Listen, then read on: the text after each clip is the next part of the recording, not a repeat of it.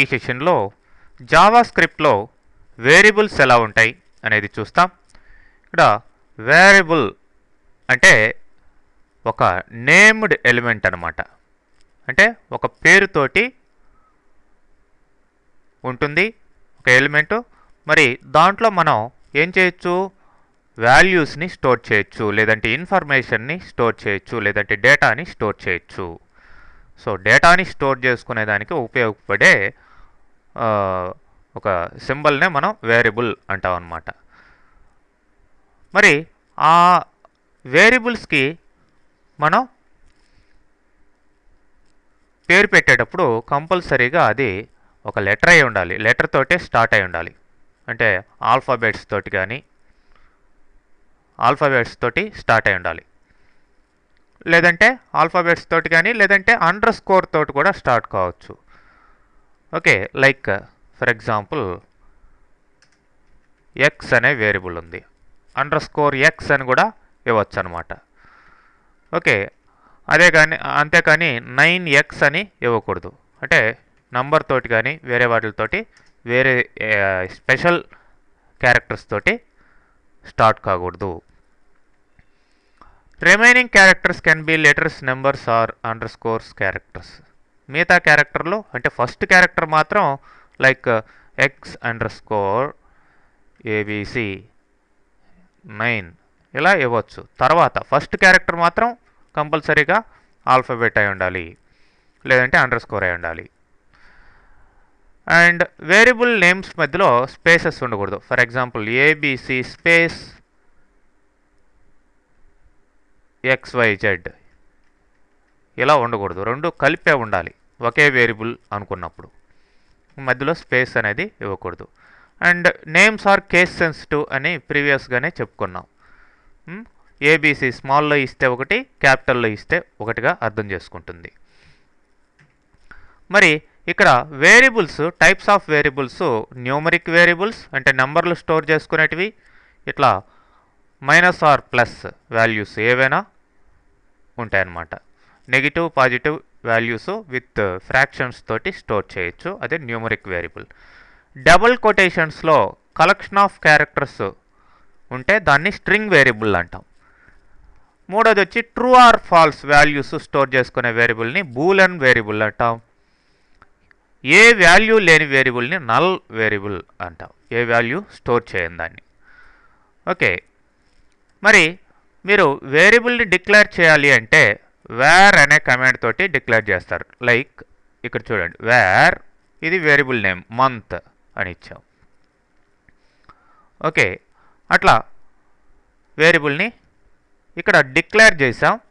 ఇక్కడ declaration come assignment రెండు ఇవ్వడం జరిగింది. డిక్లరేషన్ టైంలోనే దానికి వాల్యూ ఇచ్చేసాం, లేదంటే ఈ విధంగా ఫస్ట్ డిక్లేర్ చేసి తర్వాత ఈ విధంగా వాల్యూ సపరేట్గా కూడా ఇవ్వచ్చు. నెక్స్ట్ ఈ వేరియబుల్స్ని డిక్లేర్ చేసేటప్పుడు రెండు రకాల వేరియబుల్స్ని మనం డిక్లేర్ చేసుకోవచ్చు. లోకల్ వేరియబుల్స్, లోకల్గా అంటే ఒక ఫంక్షన్స్ ఏవైతే ఉన్నాయో పర్టికులర్ ఫంక్షన్స్ అనేటివి తర్వాత వస్తాయి మీకు, బ్లాక్ ఆఫ్ కోడ్ అనమాట. ఆ బ్లాక్ ఆఫ్ కోడ్లోనే వర్క్ అయ్యే వేరియబుల్స్ని లోకల్ వేరియబుల్స్ అంటారు. అట్లా కాకుండా ప్రోగ్రామ్ మొత్తంలో మీకు వర్క్ అయ్యే వేరియబుల్ని గ్లోబల్ వేరియబుల్ అని చెప్పేసి అంటాం. మరి ఈ వేరియబుల్స్ ఎలా వర్క్ అవుతాయో మన ఎగ్జాంపుల్ ద్వారా చూస్తాం. మరి ప్రీవియస్ ఎగ్జాంపుల్నే నేను ఇట్లా సేవ్ యాజ్ అని వేరే నేమ్తో సేవ్ చేస్తున్నాను. 2_ variables.html అని ఇస్తున్నాను. మరి ఇక్కడ వేరియబుల్ని డిక్లేర్ చేయాలంటే వేర్ అనేది వాడాలి. వేర్ ఎక్స్ అని ఇచ్చాను. మరి దీనికి వాల్యూ ఇక్కడే అసైన్ చేయొచ్చు, x=10 అని ఇక్కడే ఇవ్వచ్చు, లేదంటే సపరేట్గా కూడా కిందైనా సరే మీరు వాల్యూ ఇట్లా అసైన్ చేయొచ్చు.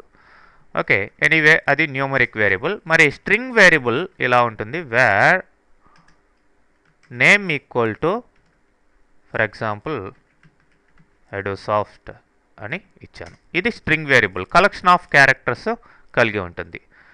అట్లనే వేర్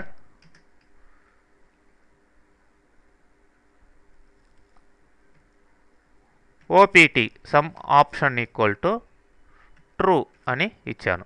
ట్రూ ఆర్ ఫాల్స్ని స్టోర్ చేసుకునేదే బూలియన్ వేరియబుల్ అని చెప్పేసి అంటాం. ఇట్లా 3 టైప్స్ ఆఫ్ వేరియబుల్స్ ఉంటాయి మెయిన్గా.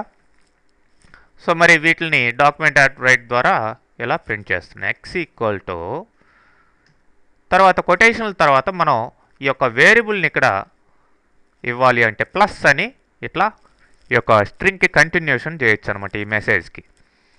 తర్వాత మళ్ళీ ప్లస్ మళ్ళీ కొటేషన్లో మెసేజ్ ఇస్తున్నాను.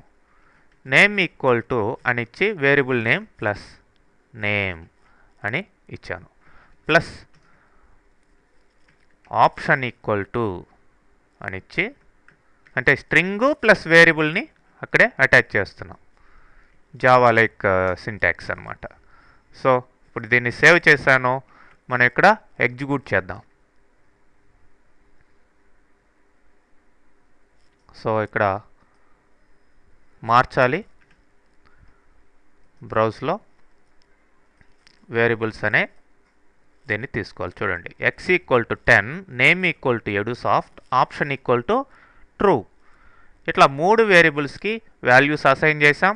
డిక్లరేషన్ టైంలోనే అసైన్ చేసాం. వాటి వాల్యూస్ని ఇలా ప్రింట్ చేయడం జరిగింది. ఇక్కడ దాకా ఇది స్ట్రింగ్ మెసేజ్, దానికి వేరియబుల్ని అటాచ్ చేసాం.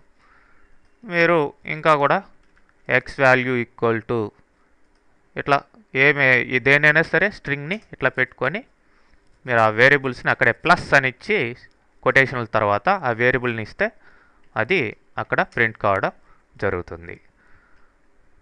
ఓకే, ఈ విధంగా వేరియబుల్స్ అనేటివి జావాస్క్రిప్ట్లో వాడడం జరుగుతుందండి.